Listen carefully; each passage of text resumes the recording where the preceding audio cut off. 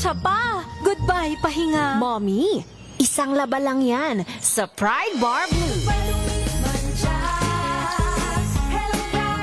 May powerful stain-away enzymes na malupit sa dunit mancha.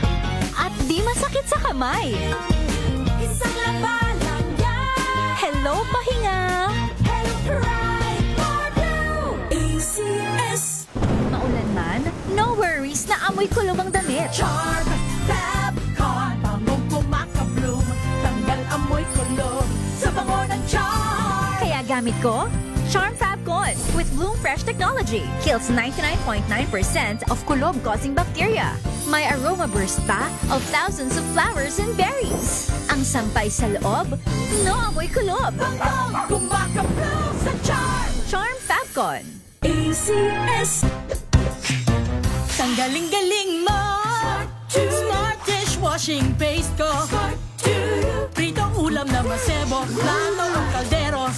Tanggaling for everyday. Ganyan, pag smart ang dishwashing paste, may double tanggaling formula. Tanggal ang sebo, tanggal ang bakterya. Pahit para walang bahid. Linis fantastic sa metal at plastic. Number one ko to. Tanggaling-galing mo. Smart dishwashing paste. ACS. May nagbago. May arte. May budget. Akala nyo lang yon. So solid. White rose papaya. Wow, white rose. White rose papaya. Wow, white rose. White rose papaya. May glow up with white rose papaya. White Rose Papaya. May puti power times 2 kasi may papaya at niacinamide. May shea butter and tea tree oil pa. Kutis sulit ang glow up. Glow up with white rose papaya. White Rose Papaya. Kutis sulit ang glow up. ACS. Sa lahat ng bagay, simula pa lang, siguraduhing max protection na. Kasi pag kulang ang proteksyon, baka madaling masira. Sa ngipin, dapat may max protection din. Max sa alaga ng unique toothpaste. With Max Protect Formula, help stop cavities before they start, while keeping breath fresh. Try unique maximum fluoride protection. Para max alaga, max protektado. ACS. Galalala Fabcon. Galalala Fabcon. Ang bango ng sampayan. Tara na magsayawan. Calafabcon, amoy nakaka-joyful! How you spend your morning can often tell you what kind of day you are going to have. Me, I always start my day with a fresh cup of my favorite MX3 coffee. Mahalagang paalala, ang MX3 capsule ay hindi gamot at hindi dapat gamitin panggamot sa anumang uri ng sakit. Galalala Fabcon. Galalala Fabcon. Ang bango ng sampayan. Tara na magsayawan. Calafabcon, amoy nakaka-joyful!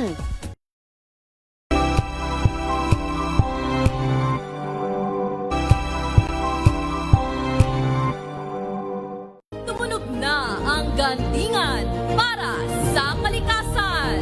Ang itinanghal bilang Best AM Radio Program Host ay si Cesar Chavez para sa special on Saturday ng DZRH.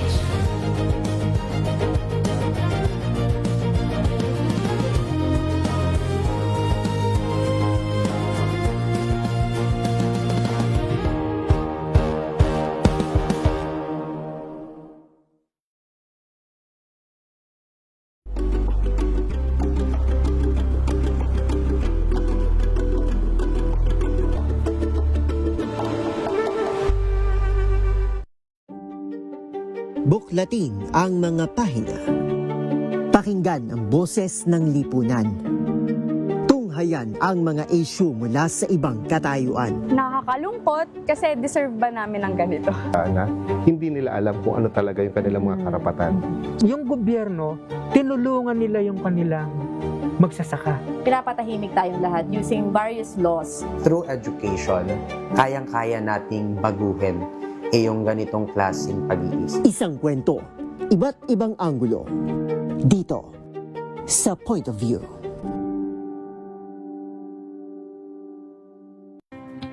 Sa Samahan niyo po ako hanggang 7:30 ng gabi. DZRH Usapang Liga. Magandang gabi Pilipinas, Metro and Mega Manila, nas extension sa DZRH at RHD. Ray Simayan At Kisses Habson. para sa DZRH, una sa Pilipinas. Una sa Pilipino. Tambalang Anthony Taberna at Jerry Baha ang gigising sa inyong umaga dahil lalatay ang humahagupit na diskusyon at komentaryo Lunes hanggang Biyernes sa 2x2.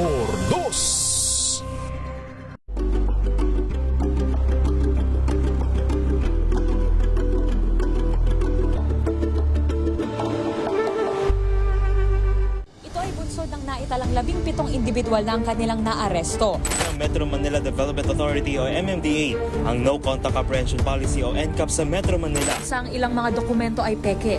Hindi rin legal ang employment na ipinangako sa kanila. Sa mata ng batas, mananagot ang sangkot at may sala. Dahil sa bawat paglabag, may karampatang parusa. Alamin ang mga pananagutan sa likod ng mga bawal. Dito sa Hoy! Bawal yan, tuwing Sabado, alas 11:30 ng umaga. Dito lang sa DZRH TV. Pinas ang ating oras, 9 na minuto makalipas ang alas 3 ng hapon.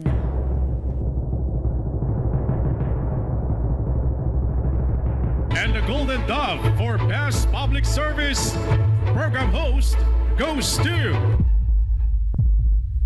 May Binohan, DZRH. Ito na ang 28th KBP Golden Dove Awardee Best Public Service Program Host, ang Wonder Woman ng Public Service, si May Binauhan. Sa pagtulong, DZRH yan. Sa paglilingkod, DZRH yan. Sa pag-alalay, DZRH yan. Nasa dugo na, nasa pagkatao na ang serbisyo sa bawat Pilipino. Ito ang pangakong hindi na magbabago sa pagtakbo ng panahon. DZRH Public Service Hour. Kasama ang Wonder Woman ng DZRH, si May Binauhan sa DZRH Radio, DZRH TV at DZRH Online. Pagtutulungang walang patid sa DZRH Public Service Hour. Sa pagtulong, sa paglilingkod, sa pag-alalay, kasama si May Binauhan sa DZRH Public Service Hour.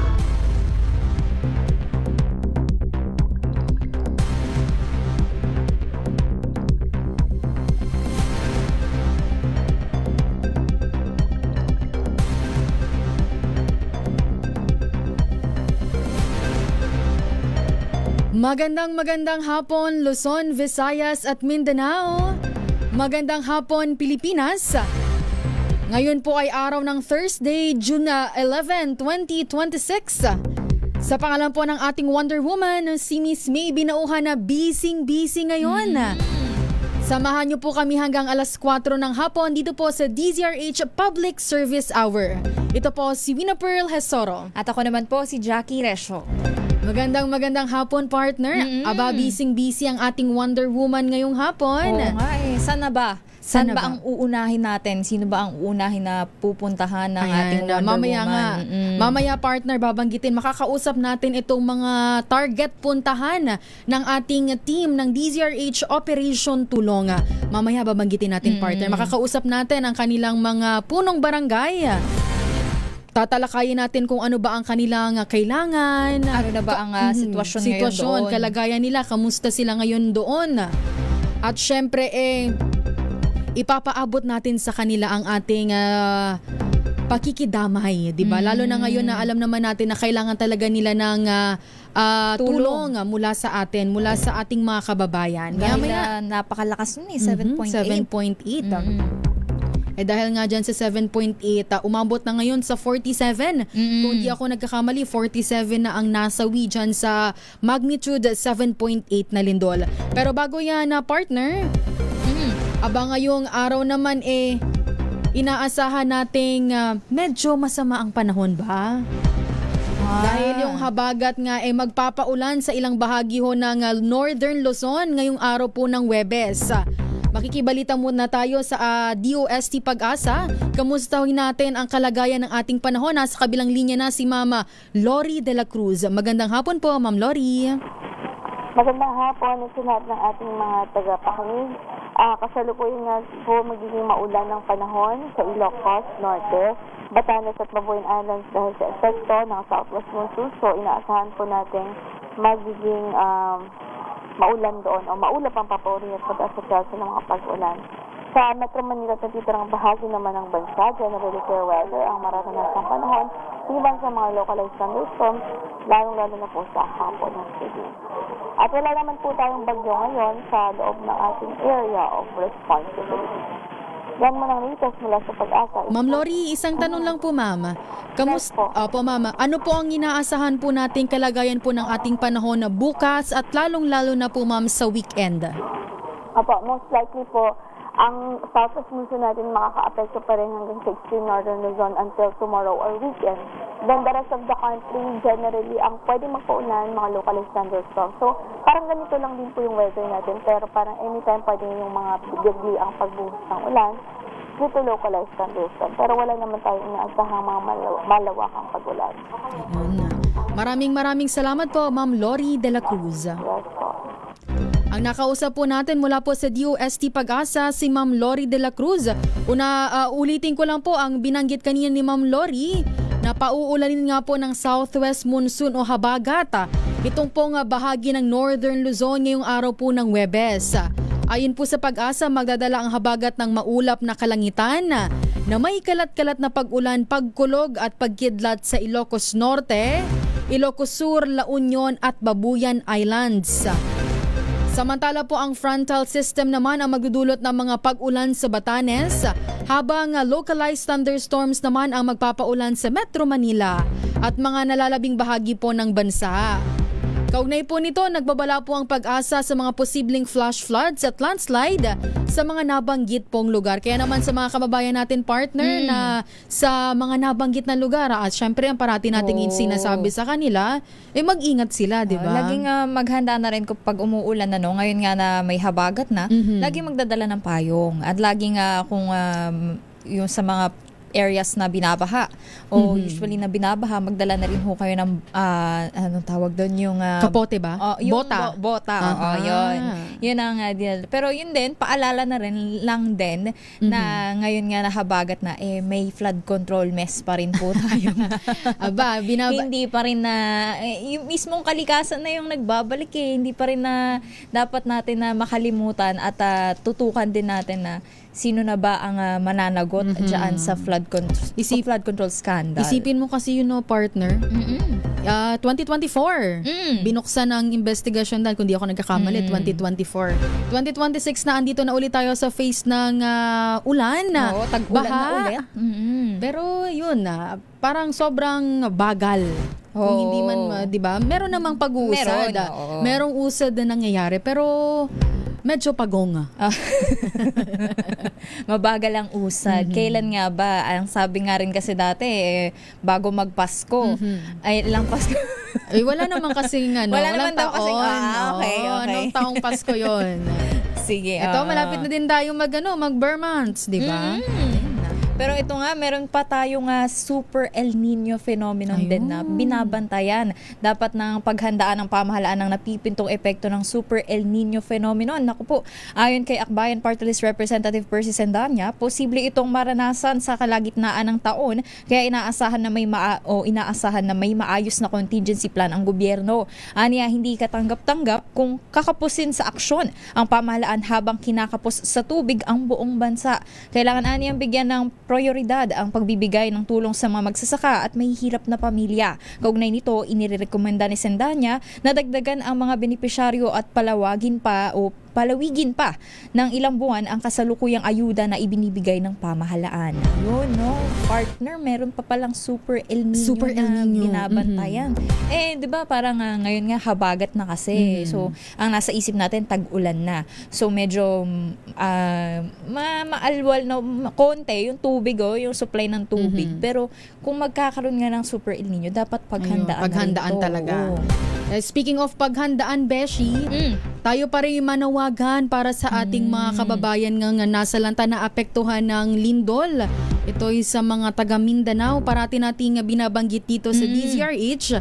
Itong bangko, bukas pa rin ang ating bangko para sa mga may mabubuting puso po na gustong mag-donate para po sa mga kababayan nating naapektuhan ng magnitude 7.8 na lindol dyan po sa Mindanao. Naka-flash po sa inyong screen ang ating bank accounts kung saan po kayo pwedeng magpadala. Pero banggitin na rin po namin ni Beshi para naman sa mga nakikinig sa ating radyo. Ito na nga, yung ating Metrobank account, MBC Operation Tulong Incorporated. Ang number po ay 640-7640-08641 Uulitin ko po, 640-7640-08641 Yan po ang Metrobank account ng MBC Operation Tulong Incorporated. Para naman po sa BDO Peso account, MBC Operation Tulong Incorporated pa rin po ang pangalan. Ang number naman po ay 000-30-508-035-635. Uulitin ko po, 000-508-035-635. Yan po ang mga pwede nyo pong padalhan ng inyo pong tulong o donation po sa atin dito sa MBC Operation Tulong. Ayan, para naman sa mga gusto, Beshi, partner, magpadala ng pera gamit ang QR code. Meron na din po kaming QR code. Naka-flash din po kanina yan.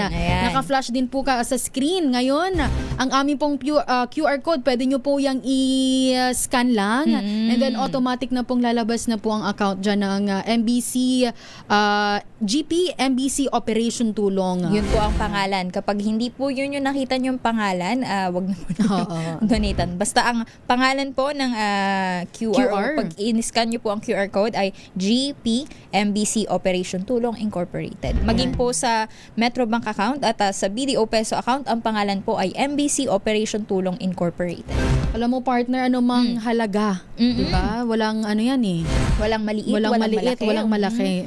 Basta pag nagtulong-tulong, nagsama-sama, malaking tulong po sa ating mga kababayan. Pag yan po ay nalikom natin, yun, malaking tulong na yan sa ating mga kababayan dyan po sa Mindanao. Ang ating Wonder Woman po, ang team ng ating Wonder Woman, ay inaasahan nating posible pong pumunta sila, lumipad papuntang Mindanao ngayong araw po ng Huwebes o bukas ng umaga. So yan, para sa mga taga Mindanao dyan, antay po kayo ng kaunti pa. Paparating na po ang ating Operation Tulong. Naghahanda lang po, pero papunta na po ang ating Operation Tulong dyan po sa Mindanao. Yan, sa ating pong pagbabalik, makakausap na po natin ang punong barangay mula po sa Barangay Dadyangas West, dyan po sa General Santos City. Makikibalita po tayo sa kanilang sitwasyon matapos po ang pagyanig ng magnitude 7.8 na lindol. Pilipinas ang oras, 3:21 ng hapon. Ang oras na yan ay Hello, Washi! Laundry day na naman! Yay! Anong meron? Mancha ng chocolate, putik, may libag pa! Kaya natin yan! With Pride Washing Machine Detergent, may triple stain-away formula. Tanggal ang makapit, madikit, at malupit na dumit mancha. Kaya easy-easy ang labada. Mula noon hanggang ngayon! All you need is pride! All you need is pride! ACS. Araw-araw, iba't ibang mga bagay na dapat pagtagumpayan. Ang subok kong partner ay MX3 Capsule.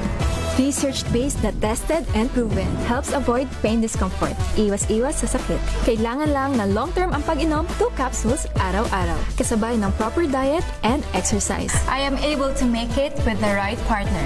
MX3, dito ako believe! Mahalagang paalala, ang MX3 capsule ay hindi gamot at hindi dapat gamitin panggamot sa anumang uri ng sakit.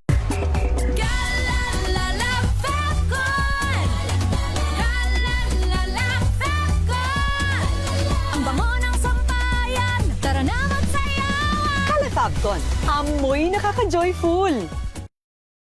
Sa puso ng kalikasan, natatangi ang prutas ng mangosteen.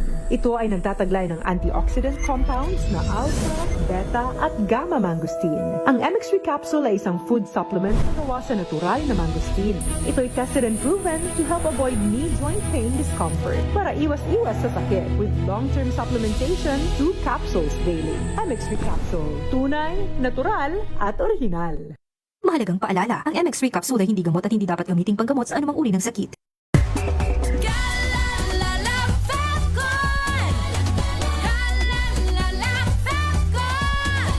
Ang bango ng sampayan, tara na magsayawan! Fabcon, amoy nakaka-joyful!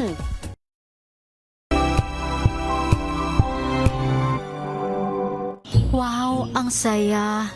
Isang barangay na labada, puro mancha pa! Goodbye, pahinga! Mommy, isang laba lang yan sa Pride Bar Blue.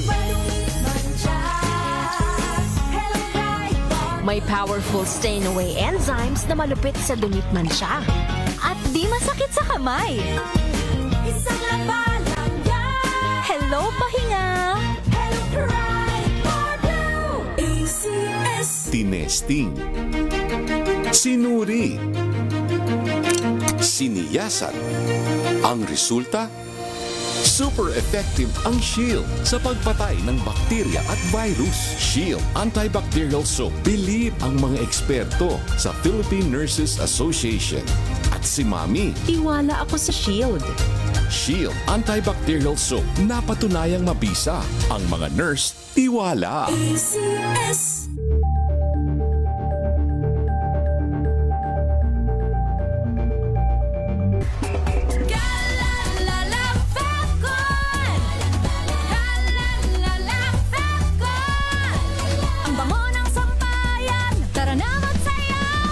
Fabcon, amoy nakaka-joyful!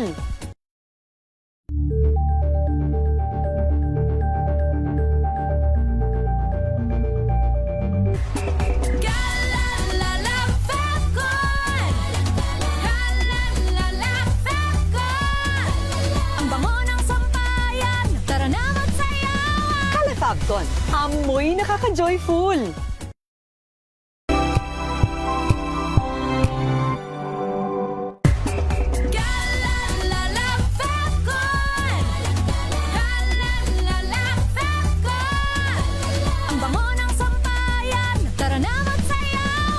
Fabcon, amoy nakaka-joyful!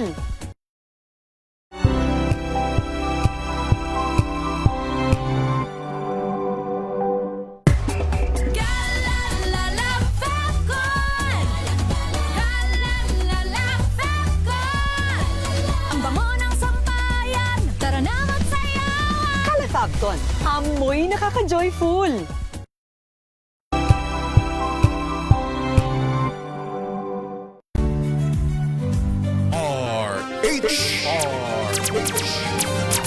Sa pagtulong, sa paglilingkod, sa pag-alalay, kasama si May Binauhan sa DZRH Public Service Hour.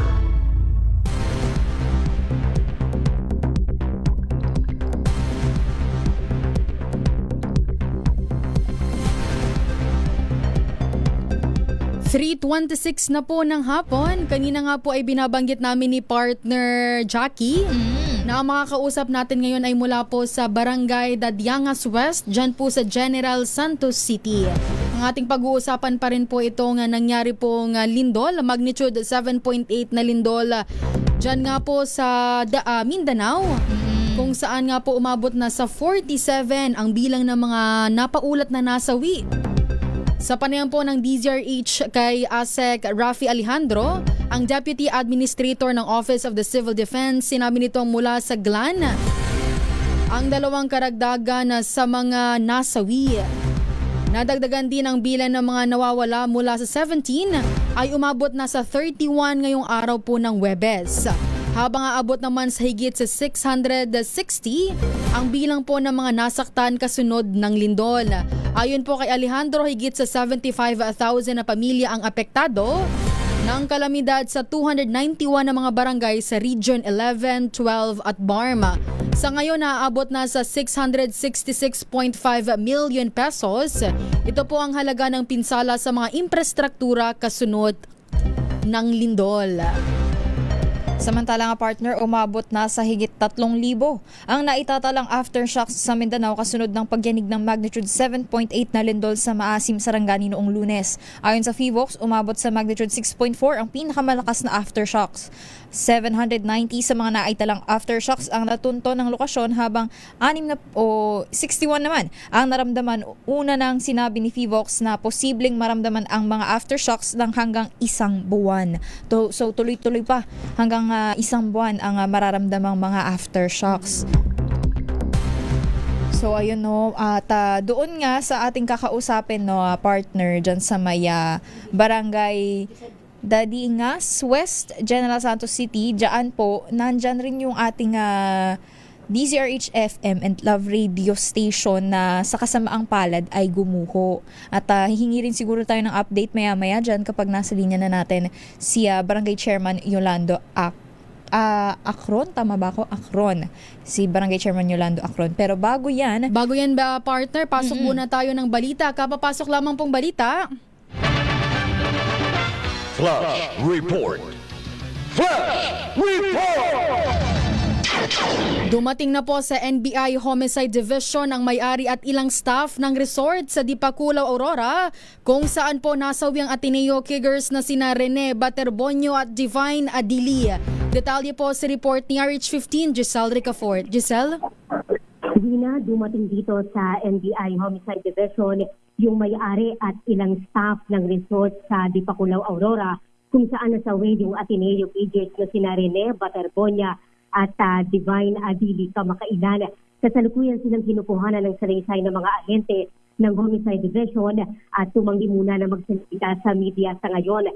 Kanina, inisyo ng NBI na sila ay buo na nga ng task force na tututok doon sa investigasyon sa pagkamatay ng dalawang manlalaro. Kabilang nga doon sa tinututukan yung kung wala ba talaga na nangyaring foul play sa pagkamatay ng dalawang basketballista ng Ateneo Blue Eagles. Mamaya, susubukan ng media na makuhanan ng pahayag o makapanayam itong sinasabing may-ari at ilang tauhan ng resort kung saan nga namatay yung dalawang atleta ng Ateneo Blue Eagles noong June 8. Antabayanan yung karagdagang detalye sa ating pagbabalik. Ito si Giselle Ricafort para sa DZRH, una sa Pilipinas, una sa Pilipino. Flash Report! Flash Report! Basta't may nangyari, unang maririnig sa kauna-unahan. DZRH Flash Report! Maraming salamat RH15, Giselle Ricafort. Sa pagtulong, sa paglilingkod, sa pag-alalay, kasama si May Binauhan sa DZRH Public Service Hour. Sa punto pong ito, ating po munang makakausap si Mama Julie Marie Buena mula po sa Public Information Office ng Jose Abad Santos dyan po sa Davao Occidental. Magandang hapon po, Ma'am Julie. Good afternoon po. Yan. Ma'am Julie, kamusta po ang kasalukuyan po natin dyan, ang sitwasyon po natin dyan sa Jose Abad Santos ngayon pong araw po ng Huwebes matapos nga po itong pagyanig? So good afternoon po sa lahat. Today po, we're so grateful po na wala na po masyadong lindol na nangyayari.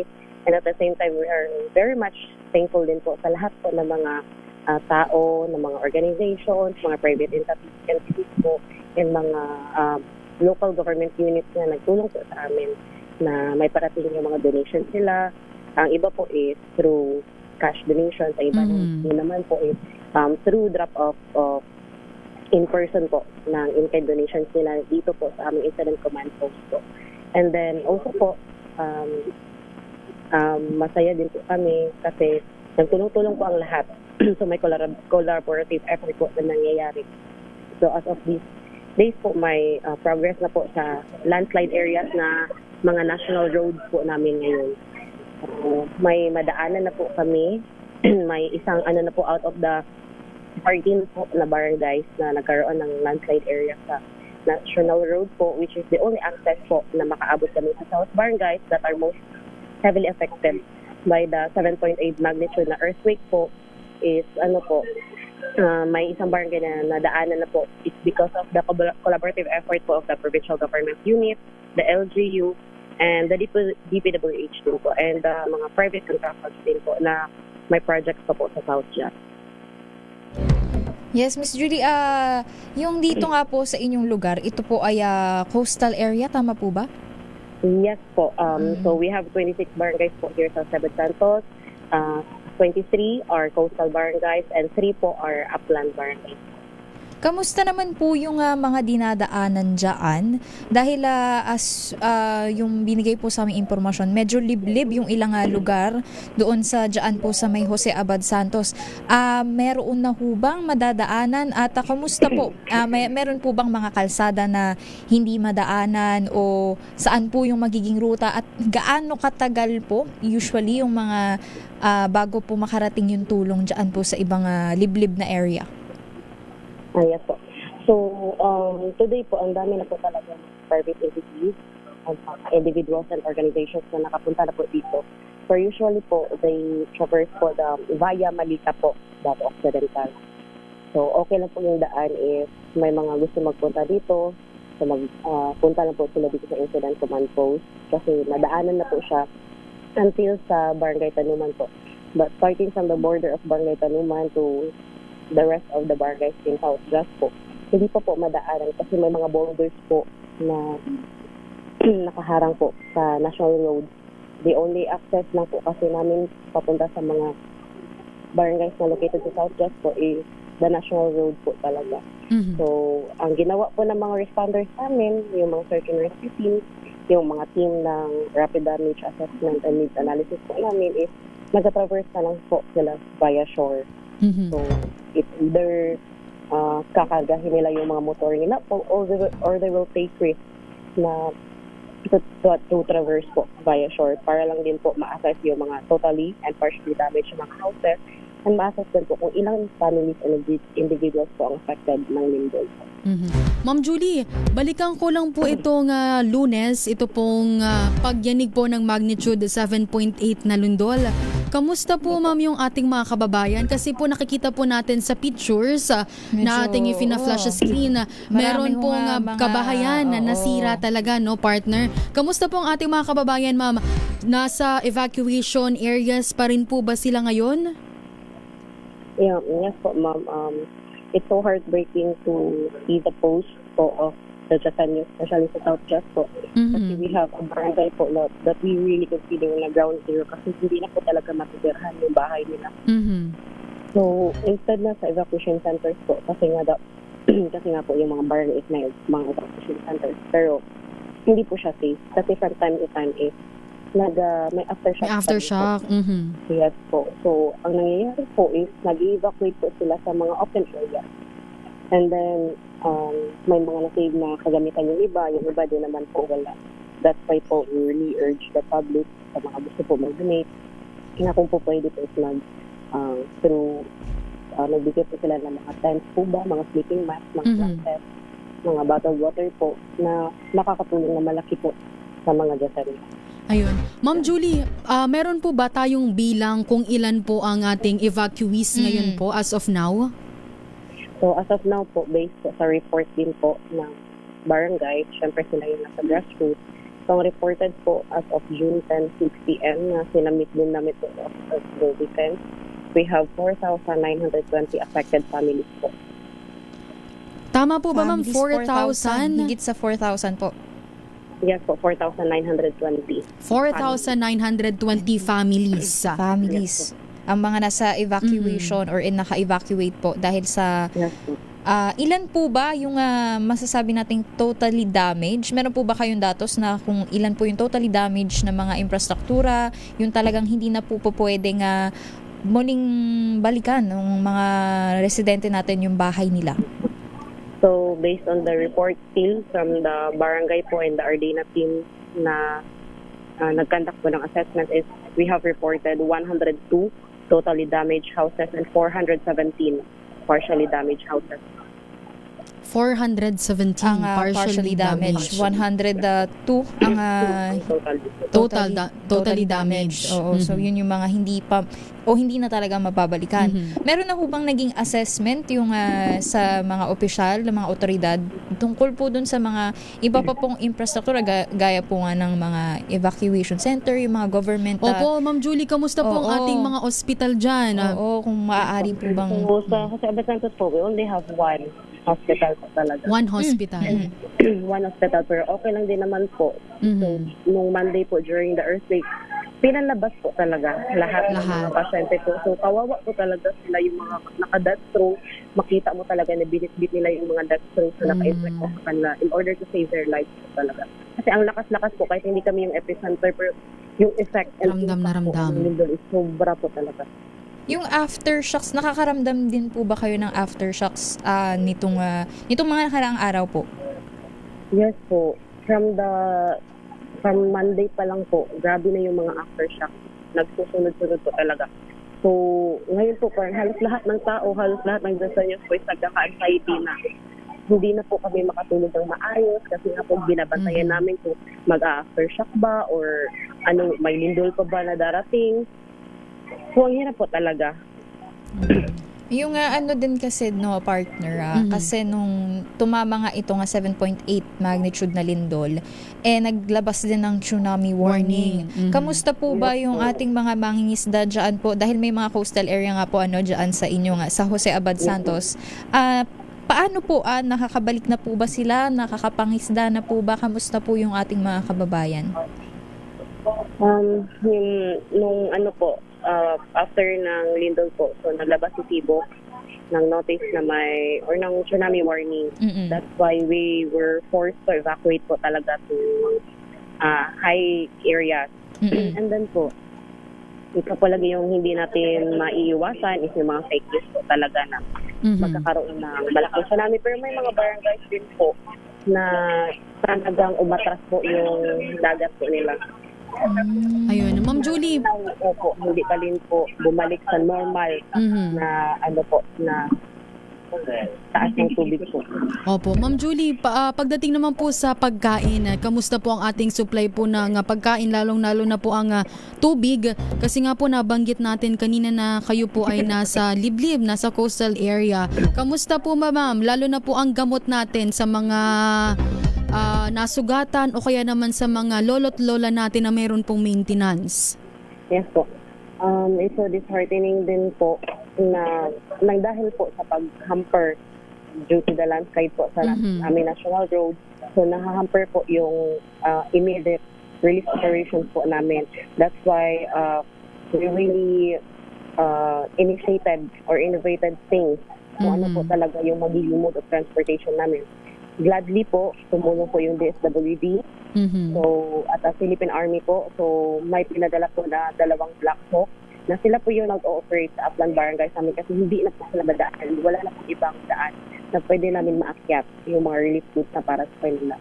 So, since may 3 Upland Barangays po tayo, so nag-spearhead po doon is the provincial government of Davao Occidental na po. So sila po yung nagbigay ng relief operations sa mga food packs, bottled waters po doon sa mga affected families and individuals po ng 3 barangays ng Jose Abad Santos. And now po is ikakarating lang din po ng via sea transport ng mga relief goods na pinadala namin sa Ground Zero po, which is the Barangay Bukutan. So, masakit din po makabasa ng mga posts na umiiyak at humihingi ng tulong yung mga Jasenyos po na nandoon sa South Gas. That's why din po kami sa LGU is initiate kami ng donation drive po. Ang dami na pong donation na pumupunta po talaga and marami na pong individuals din, organizations na nag-reach out sa amin para maihatid po yung tulong. Pero we advise them po na dadaan po talaga sa Via Malita for their own safety. Hindi po doon sa may land banda kasi nga po may mga naputol din po na mga tulay at mga road din po doon. Ma'am Julie, baka po meron po kayong gustong ipanawagan, lalo na po sa ating mga kababayan po na gusto pong tumulong dahil ang DZRH Operation Tulong, ang Operation Tulong Team ay pupunta po dyan sa inyo at syempre po magdadala po, maghahatid po ng tulong. Baka meron po kayong gustong ipanawagan, Mama. Yes po. Sa lahat po na nakikinig ng DZRH, kami po sa Jose Santos ay nananawagan po ng tulong po para may ipaabot po natin sa aming mga kapwa na Diyosanyo. So, meron din na po kaming na-post sa aming LGU page kung saan pwede nyo pong mabigay yung mga donations po or tulong or pwede din po sa DZRH po mismo. So, ang munisipyo po namin ay humbly asking na matulungan nyo po kami. Sa mga kailangan po namin ay mga rice, food, bottled water, medicine, mga tents, sleeping mats, mga blanket, hygiene kits, and mga flashlight and power na mga lights po.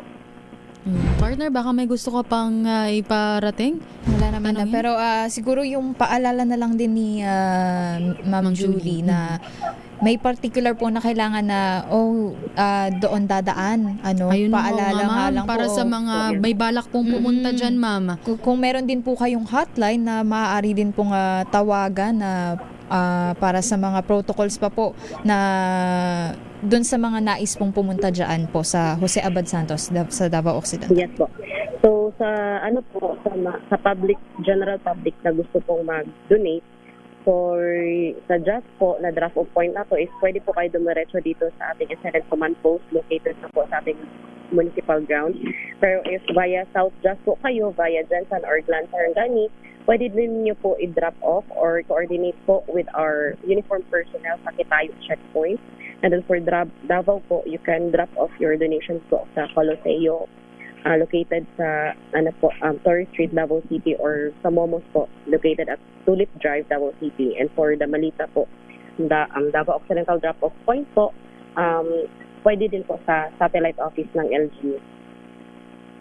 Ayun. Sige po, maraming salamat po, Ma'am Julie Buena.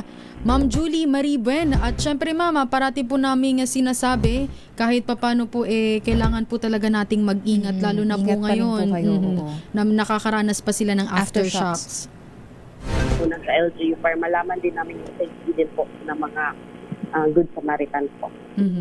Maraming salamat po, Ma'am Julie Marie Buena, mula po sa Public Information Office ng Jose Abad Santos, dyan po sa Davao Occidental.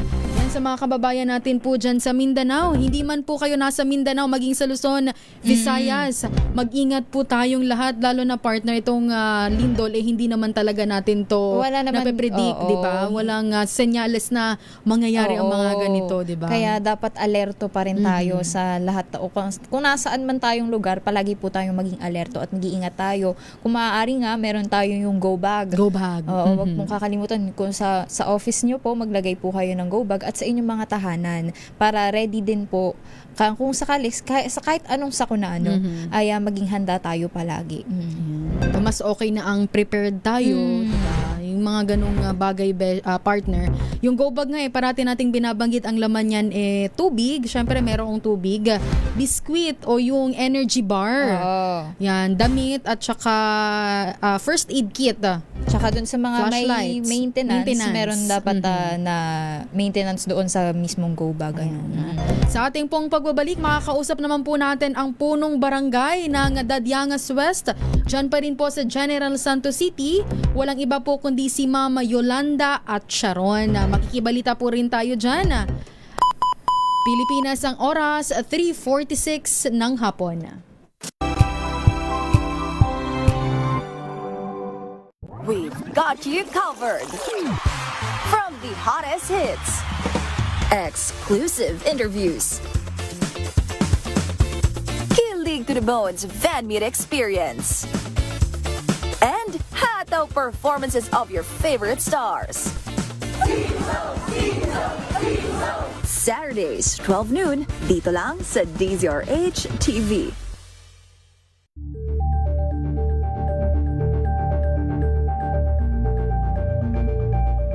Curious ka ba sa maraming bagay? kami na ang bahala dyan. Aalamin, tutuklasin at bibigyang linaw namin ang mga katanungang bumabagabag sa inyong isipan. Sa programa kung saan ang bawat sagot ay galing lamang sa mga eksperto. Ang Expert's Opinion, tuwing linggo 3:00 ng hapon, dito lang sa DZRH TV.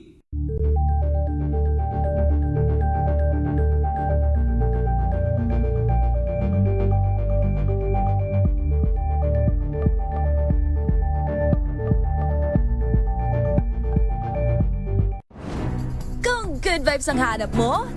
Dito ka na sa sigurado! Mula sa mga istoryang nagbibigay ng inspirasyon hanggang sa mga kwentong may dalang solusyon. Mga balitang pampagaan ang pakiramdam at pampaganda ng araw. Hindi lang basta good news, kundi the better news. Mula Lunes hanggang Biyernes, 1:00 ng tanghali sa DZRH TV.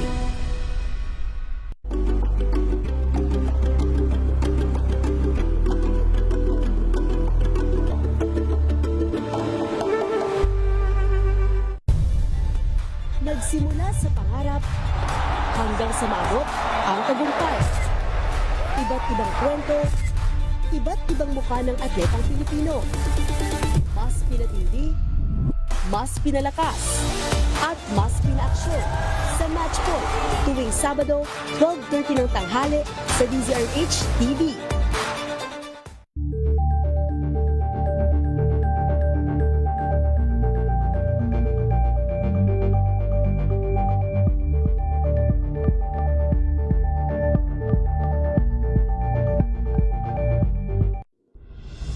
Tuloy-tuloy ang pagtulong, tuloy-tuloy ang pagseserbisyo at tuloy-tuloy ang balitaan kasama si May Binauhan sa Operation Tulong mula Lunes hanggang Biyernes.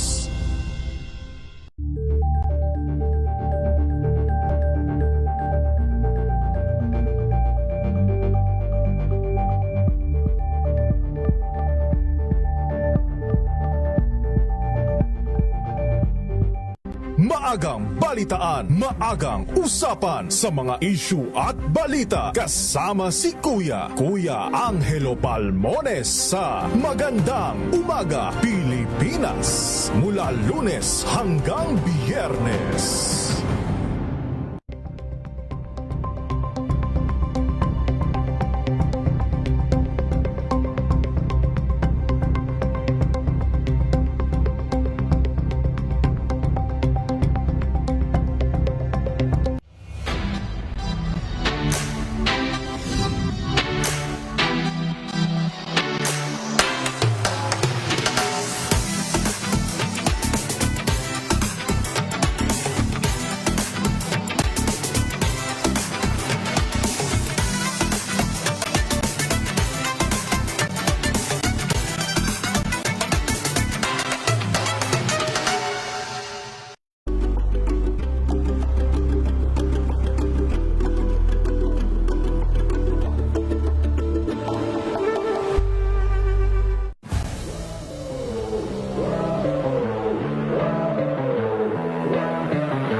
This will be a very important championship for us because this would be the first international Sambo event to be hosted in the Philippines. I also want to make this hosting for the championship success and a very good experience for everyone. I foresee that Philippines will do phenomenally well in this championship. Phenomenally well. Hi, I'm Sydney Sita Conchan, your Asia Sambo Queen. I'm ACF, a national team member. Hello, I'm Suresh, Secretary General of Sambo Union of Asia and Oceania. Watch our exclusive interview for DZRH TV Matchpoint. Mabuhay ang atletang Pilipino!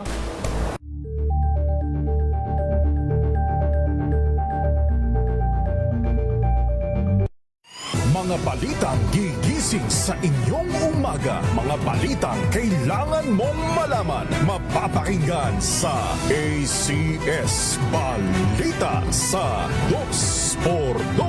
Kasama sina Anthony Taberna at Jerry Baha. Lunes hanggang Biyernes. Angel po si Angelo Palmona sa giiwan sa inyo isang magandang umaga. Maraming salamat. Life goes on! Nine, good morning, Lakay. Good morning, Sister Ann. At good morning. Magandang mainit na umaga. Angel po si Angelo Palmona sa giiwan sa inyo isang magandang umaga. Maraming Sa salamat. Pilipinas, una sa Pilipino. Alamin ang mga maiinit na isyung pambayan, mga balitang kailangan mong malaman, usapin sa pamahalaan, politika, ekonomiya at kabuhayan. Ito ang mga dapat mong malaman, pakialaman at pag-uusapan dahil kayo ang tinig ng mamamayan dito sa Damdaming Bayan. Live sa DZRH Radio, DZRH TV at DZRH Digital. Kasama sina Lakay, Deo Macalma at Elaine Apit. Araw-araw, Lunes hanggang Biyernes. Damdaming Bayan.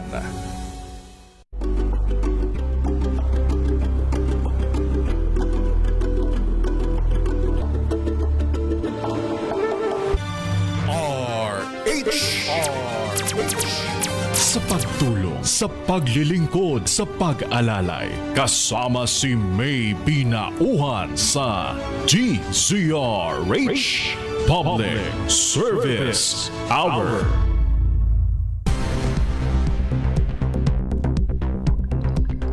Anim na minuto na lang po bago mag-alas 4 ng hapon. Sa punto pong ito, bigyang daan po natin ito pong mananawagan ngayong hapon na partner. Walang iba kundi si Ma'am Marina P. Lopez. Nananawagan po si Ma'am Marina para po kay Sir Leonardo de la Costa.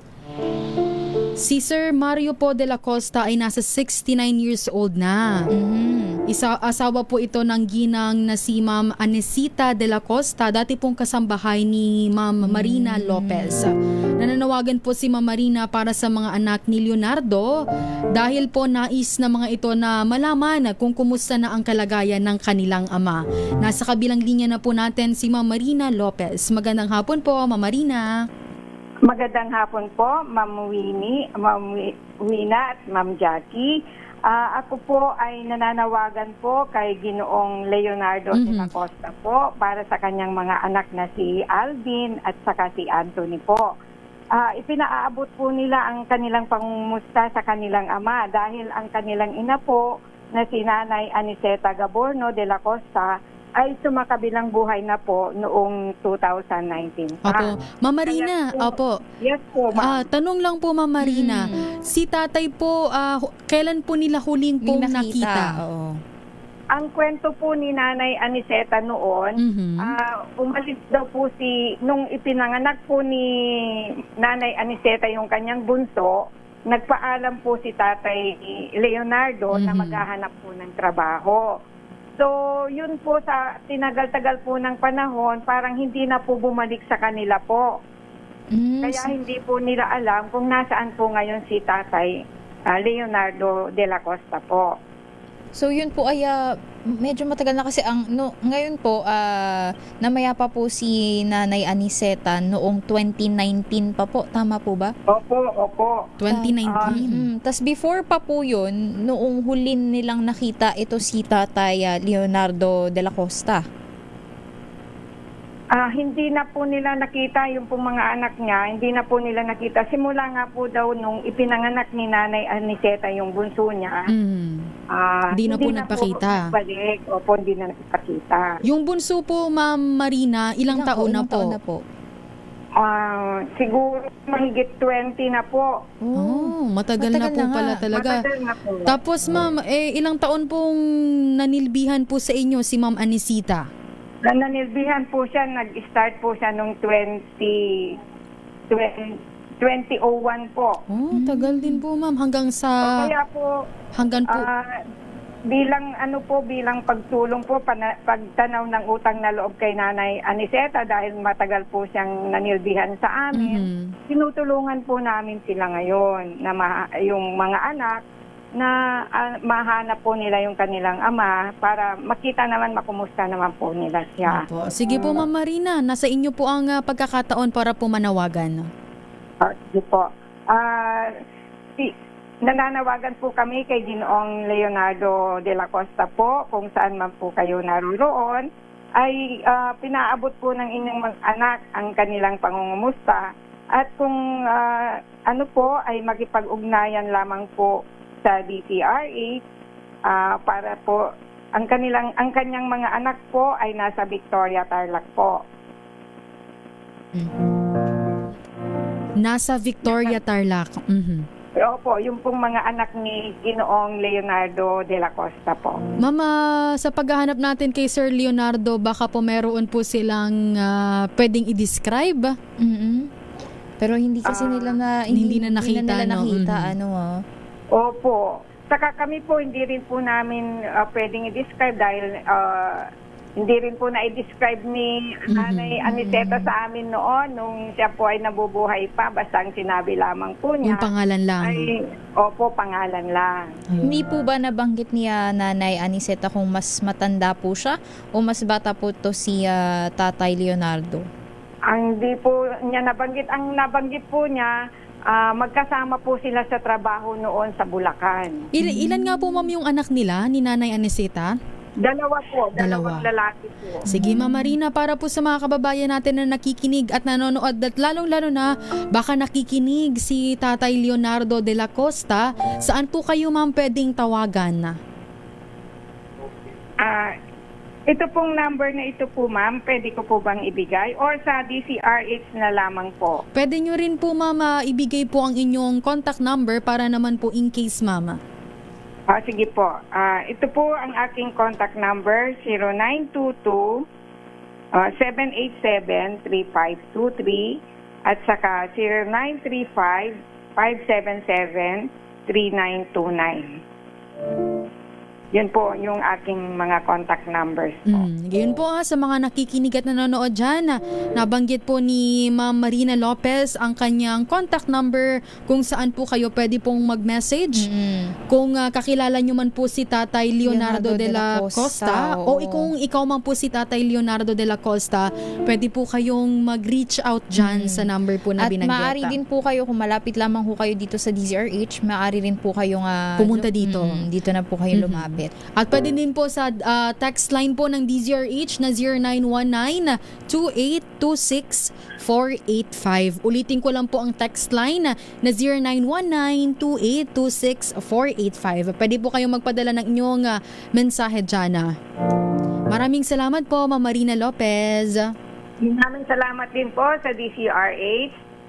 Sa pagtulong, sa paglilingkod, sa pag-alalay, kasama si May Binauhan sa DZRH Public Service Hour.